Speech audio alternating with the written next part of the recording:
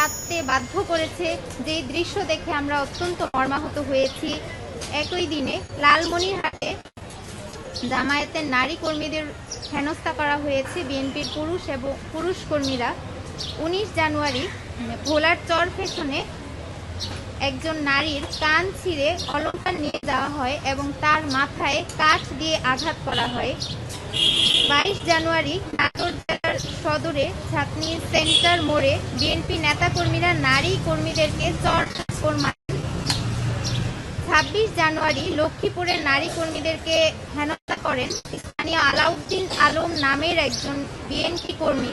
তিনি অশ্রাব্য ভাষায় গালমন্দ ও হেনস্থা করেন। 24 জানুয়ারি ঝিনাইদহ জেলার সদর উপজেলার ইউনিয়নে নারীদের উপর হামলা করা হয়। 10 জানুয়ারি ভোলার লালমোহনে নারী কর্মীদের হেনস্থা করা হয়। 24 জানুয়ারি মেহেরপুর সদর উপজেলায় নারী কর্মীদের হেনস্থা করা হয়। 25 জানুয়ারি বিএনপির এমপি প্রার্থী পাপিয়া তিনি তার বক্তব্যে বলেছেন, জামায়াত এবং ছাত্রী সংস্থার কেউ যদি নির্বাচনী প্রচারণায় যায় তাহলে তাদেরকে পুলিশে ধরিয়ে দেওয়ার জন্য। এবং 20 জানুয়ারি ঢাকা 15 আসনের মিরপুর এলাকায় আমরা দেখেছি কিভাবে নারী কর্মীদের উপর হামলা করা হয়েছে। অর্থাৎ নির্বাচনী প্রচারণায় অব্যাহতভাবে নারীদেরকে এভাবে জুলুম নির্যাতনের শিকার হতে হচ্ছে। কিন্তু এখনো পর্যন্ত আমরা বাংলাদেশের বর্তমানে সর্ববৃহৎ রাজনৈতিক দল বিএনপির পক্ষ থেকে কোনো ধরনের পদক্ষেপ আমরা দেখিনি, যার প্রতিবাদ স্বরূপ আমরা আজকে সংবাদ সম্মেলন ডাকতে বাধ্য হয়েছি যে এতদিন হয়ে গেল কেন তারা এখনো পর্যন্ত কোনো ধরনের স্টেপ নিল না। আমরা জুলাই পরবর্তী সময়ে স্বপ্ন দেখেছিলাম একটি সুন্দর বাংলাদেশের, যে বাংলাদেশে নারীদের অধিকার নিশ্চিত হবে, যে বাংলাদেশের নারীরা একটি নিরাপদ পরিবেশ পাবে।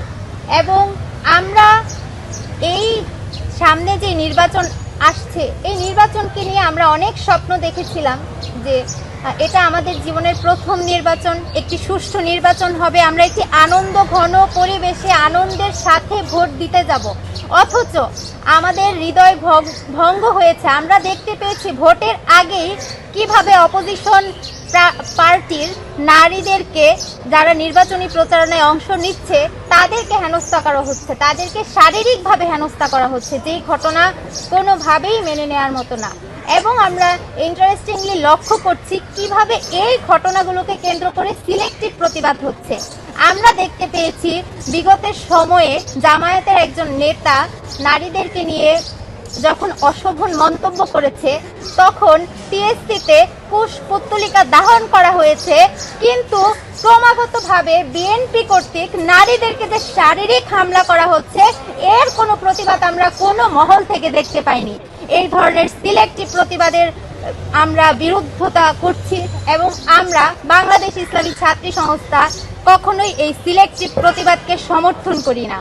আমরা দেশের সর্বমহলকে আহ্বান জানাচ্ছি, আপনারা এই সিলেক্টিভ প্রতিবাদ থেকে বের হয়ে আসেন। যতদিন আমরা এই সিলেক্টিভ প্রতিবাদ থেকে বের হতে পারবো না ততদিন আমরা সর্বমহলের নারীদের অধিকারকে নিশ্চিত করতে পারবো না।